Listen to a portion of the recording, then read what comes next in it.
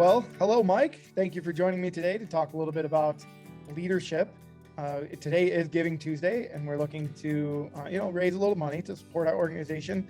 And sometimes we figure the best way to share the impact that our organization has on everyone is to have people share some stories and share examples.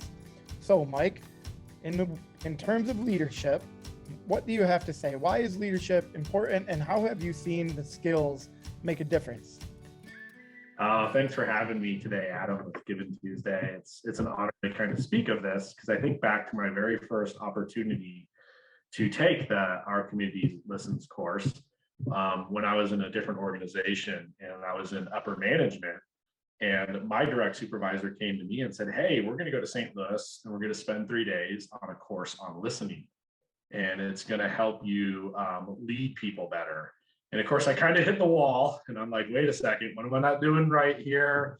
People seem to like me. I seem to get along well with my folks. So I kind of went in begrudgingly, if you will, a little bit nervous, like, what does my supervisor think and what's this all about? And then I learned really quickly through the course and all the skills that you learn that it's such a real cool thing to learn the difference between, the ability to manage people and then to say, hey, this person is working for me, with me, I'm serving them, and how do I support them in the best of their ability so that not only they can do their job, but that they feel valued as a human being. And so the leadership pieces to me is like, how can I use my listening skills? How can I really hone into empathy and understand, the 4 perspectives or the 4 qualities of empathy and really get perspective to see where someone's coming at so I can support and help them out. And one of my favorite parts about the leadership piece too is the relationships and the connections I was able to make for all of my employees who weren't really my employees, but they're really people that I cared a great deal about, but struggled to kind of know the difference in how I could still connect with them and also lead them at the same time.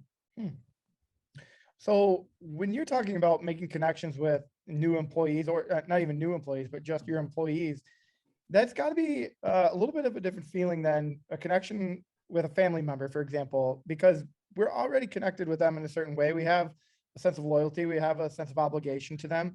But when somebody new comes into an organization, to develop that, it takes a little bit of time. But I think these skills really help, in my mind, accelerate that, right? And the idea of like, how can we meet them with empathy? Can you touch on that a little bit, the difference between the two? Yeah, absolutely. So, like, a big part of empathy, is perspective taking. I always think about, what does it feel like when I walk into a new job or a new organization?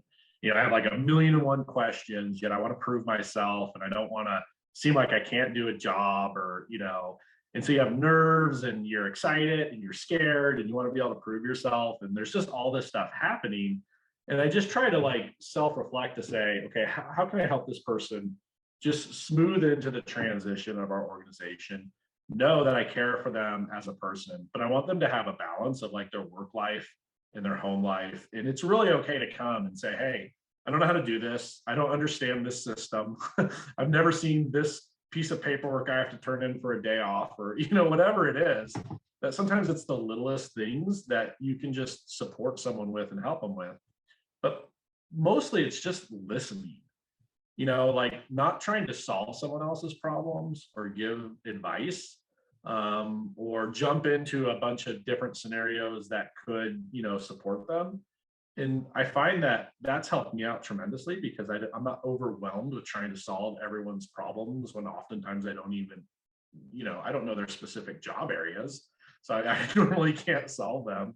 But just the ability to listen and let them kind of work through their own issues or their own problems and just know that I'm a support system in there. I think that was probably one of the best gifts from the class, to be able to connect just with people, for the most part. It's an important part. So once you've connected and once you have that relationship, from a business perspective, from a leadership perspective, what is the benefit? What is the benefit of connecting with people in that truly human connection? Is there higher productivity?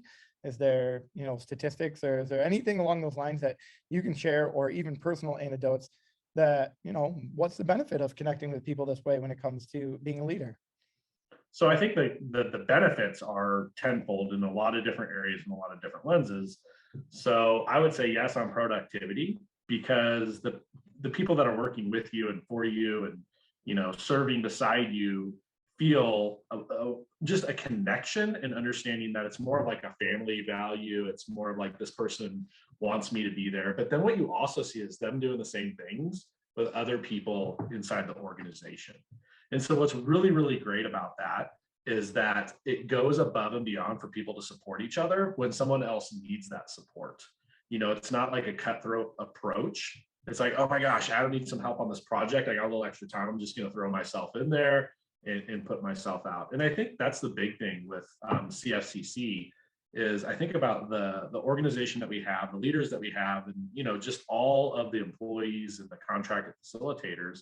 And I see a lot of that support system, with Misty Jenks and Shara Bryce and just everybody on the team just stepping in to just support each other. And so the benefits there are great. But here's the best benefit in my view, and this is my personal opinion, is the connection that we all have, and we work across the United States virtually.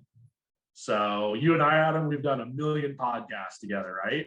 Yep. We've actually met each other in person one time. Yep. I have a huge connection with you. And we talk baseball, we talk family, and we talk, I was a special ed teacher, and your wife's a special ed teacher. We have all these great backgrounds, and, we text each other funny jokes and different things. So it's that it gives you that I didn't have before I took the actual class. And to me, that is the best benefit, because otherwise I'm just checking into a job. But I truly enjoy, my job and connecting with our folks and trying to figure out ways to, how do we bring this out and share this with everybody else in the world and do better with different organizations. And it's really cool, whether we're talking to a police organization, an education organization, a church, it's just human skills, which is really a neat thing. Well, Mike, we need to wrap up. So I just want to give you one last chance. Is there anything else you want to add? I would just like to add that, we appreciate everyone out there that supports Chapman Foundation for Caring Communities, and please consider to give to our organization so we can continue to connect with others and share leadership skills and listening skills, and just support everyone that needs a little bit extra. 100% agree. And if you're interested in financially supporting, that's outstanding. We'd love it on this Giving Tuesday. And if you're interested in learning more about the Our Community Listens course, please get in contact with myself, Mike, anyone within the team. Will get you connected with who you need to be connected with. So thanks, Mike. Appreciate it. Absolutely. Thanks, Adam.